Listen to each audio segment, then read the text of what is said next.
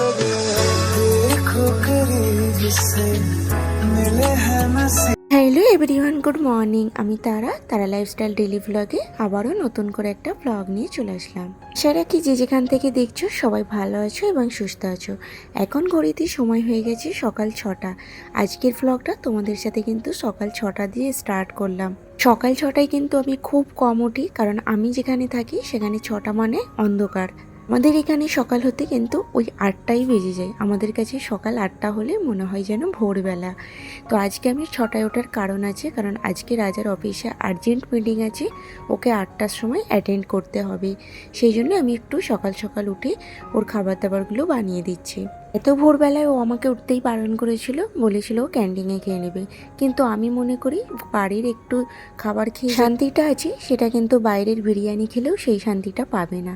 তো সেই জন্য সকাল সকাল উঠে এখানে রান্না করতে চলে আসলাম। আজকে আমি বানাচ্ছিলাম ফুলকপি, আলু, গাজর, বিনস দিয়ে ক্যাপসিকাম সব কিছু দিয়ে একটা মিক্স ভাজি।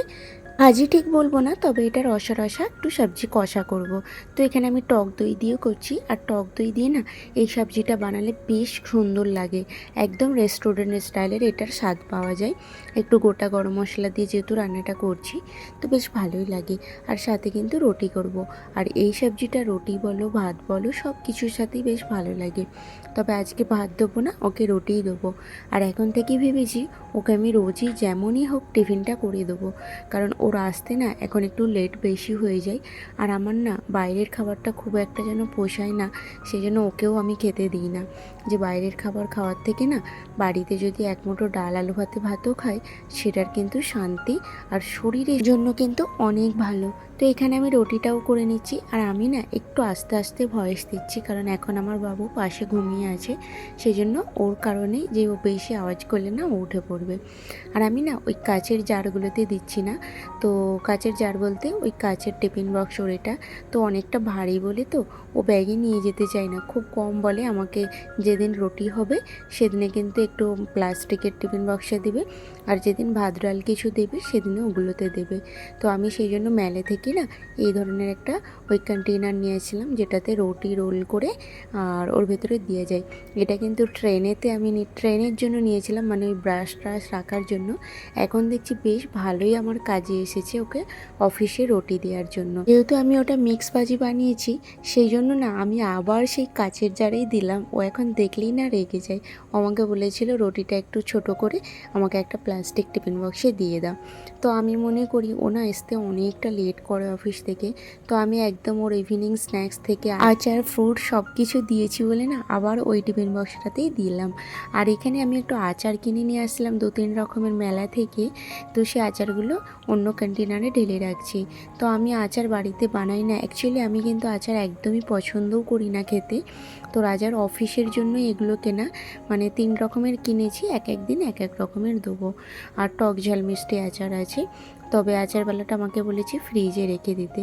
আমি এর আগে কিন্তু অনেকবার আচার কিনে নিয়ে এসেছি, তো খারাপ হয়ে যায়। কেনা আচারগুলো না বেশি দিন ভালো থাকে না আমার মনে হয়। জন্য যখন কিনছিলাম ওনাকে জিজ্ঞেস করেছিলাম, উনি বললো ফ্রিজে রেখে দেবে। তো সেই জন্যই ফ্রিজে রাখলাম। আর রাজা তো অফিস চলে গেছে অনেক আগেই। আমি এদিকে বাড়ির কিছুটা কাজ সেরে নিলাম, আর সাথে এখানে তার কিছুক্ষণ পরে আমার ব্রেকফাস্টটা করছি। একটা গ্রিন টি নিয়ে নিয়েছি, সাথে কিন্তু রুটি নিয়ে নিয়েছি। আর আমি না অনেকটা লেটেই খাচ্ছিলাম, কারণ আমার সকালবেলাটাতে না একদম খেতে ভালো লাগে না। একটু যেহেতু আমি ব্রাশটা করার পর ওই খেজুর কিশমিশ এসবগুলো খেয়ে নিই, সেই জন্য কিন্তু ব্রেকফাস্টটা একটু লেটে করি। আর ততক্ষণে কিন্তু রাজা অফিসে পৌঁছে আমাকে ফোন করছে যে এখন আমি ঘুমোইনি, তো আমাকে একটু বলেছিল ঘুমিয়ে পড়তে। আর দেখো বাইরেটাতে না এখনও একটু কুয়াশা কুয়াশা ভাব আছে। তো বাবু যেহেতু ঘুমিয়ে আছে, সেই জন্য আমি খিড়কিটা খুললাম না। আর আজকে না আমি একদম টার্গেট করে কিছুটা কাজ করব ভেবে নিয়েছি, কারণ এখন যেহেতু হাতে আমার অনেকটা সময় আছে, সেজন্য ভাবলাম ভালো করে হলরুমটাও একটু ঝেড়ে নিই। আর সাথে কিছু গাছ নিয়ে এসেছি, সেই গাছগুলোও না লাগাবো। অনেক সুন্দর সুন্দর ফুলের গাছ কিনেছি আবার আমি। আমার না একটু ঘর বাড়ি গুছিয়ে রাখতে, সুন্দর করে সাজিয়ে রাখতে বেশ ভালো লাগে। আর আমি মনে করি সুন্দর ঘর সাজিয়ে রাখার জন্য না দামি দামি জিনিস কেনার প্রয়োজন নেই। আমার মনে হয় একটু নিজের মন থেকে কিছু যদি প্ল্যান করে ভেবে নেওয়া হয়, এই গাছ টাছ দিয়ে না আমার একটু ঘর সাজাতে বেশি ফের ভালো লাগে। আমার তো ব্যালকনিটা তোমরা সবাই দেখেছো আর অনেকেই পছন্দও করো যে আমার ব্যালকনিতে অনেক গাছ লাগিয়ে রেখেছি। যেহেতু একদম ছোট সরু ব্যালকনি, ভালো করে বসাও যায় না, তবুও সেটাকে আমি যতটা সুন্দর পারি গুছিয়ে রাখি। আর এই যে আমার ঝুলাটাকেও দেখে একটা আর্টিফিশিয়াল, কিন্তু এটা ফ্লাওয়ার দিয়ে আমি রেখেছি। এর উপরেও একটা ফ্লাওয়ার ছিল, সেটা এখন খুলে রেখেছি, কারণ ওই ঝুলাটাতে বসলেই মাথায় লাগে তো কে কখন রাগের মাথায় টেনে ফেলে দেবে, সেই জন্য কিন্তু আমি খুলে রেখেছি। যখন মনে হবে একটু বেশি সাজাতে তখন সাজাবো। তো আজকে দেখো এক্সট্রা সময় বলে না আমি সেই জন্য একটু ঝোলা টোলা পর্দাগুলোও ঝাড়বো ভাবছি। বাবু এখন ওইদিকে ঘুমাচ্ছে, তার আগে আমি হলরুমটা ভালো করে একটু গুছিয়ে নেবো। এরপরে কিন্তু বাবু উঠে পড়লে আমার আর হবে না, কারণ ও এখন টিভি দেখবে, খেলবে, খেলনাগুলো ঢালবে। তো আমি যেহেতু পরিষ্কার পরিচ্ছন্ন করে রাখতে বেশ ভালো লাগে আমার, সেই জন্য ও খেয়ালে ঠিকই, কিন্তু আবার আমি সারাদিনে 2-3 বার মোটামুটি ঘরটাকে ঝাড়ু পোছা দিয়ে রেখে দিই। তো দেখো এখন পর্দাগুলোও ঝেড়ে নিচ্ছি।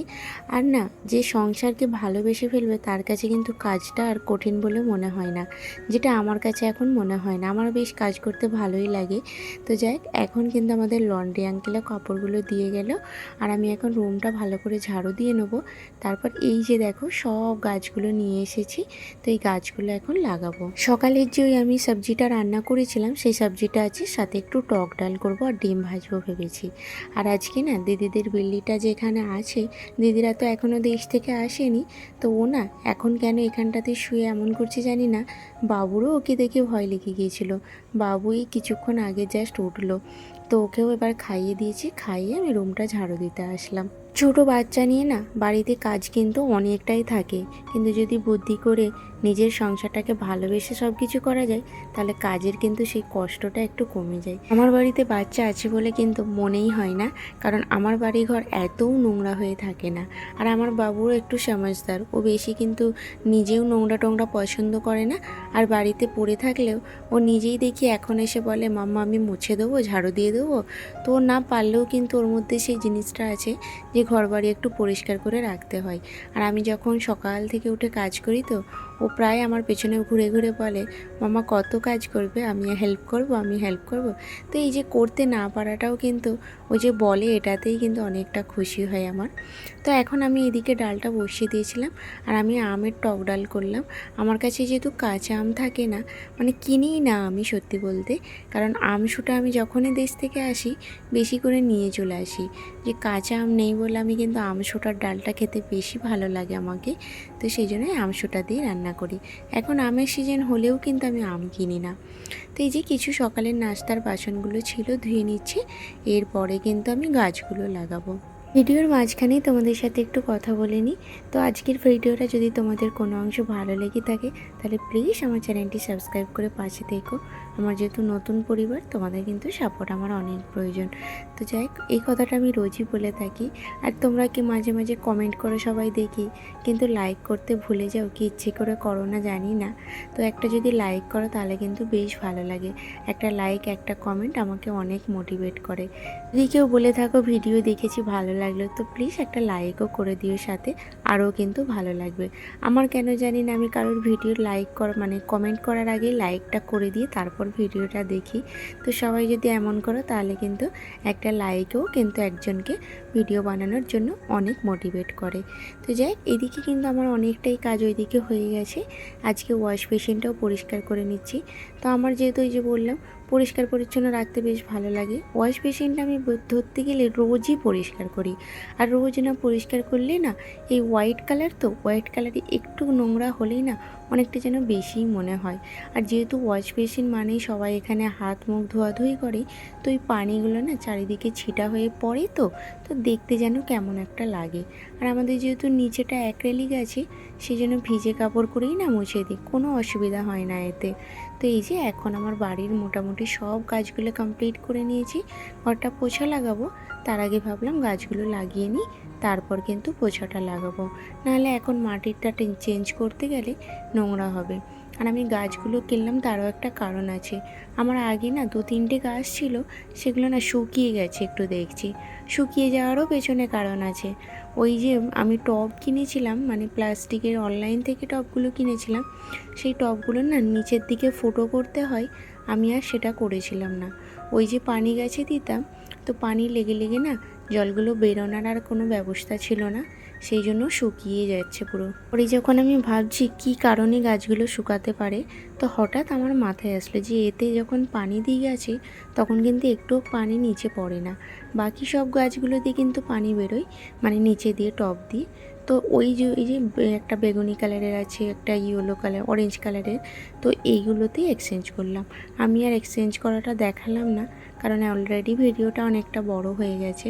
আর একা হাতে তো ক্যামেরা এদিক ওদিক করাটা হলে অনেকটা লেটও হয়ে যাচ্ছিল, সেই জন্য ভাবলাম একবারে এক্সচেঞ্জ করে তোমাদের সাথে শেয়ার করব। তো দেখো এই যে এখন কিন্তু পুরো ব্যালকনিটা আবার নতুন করে সাজালাম, তো এখন ঘরটা পরিষ্কার করে নিচ্ছি। তো আমার না ব্যালকনিটার ওই যে নিচেটাতে বসে থাকতে খুবই ভালো লাগে।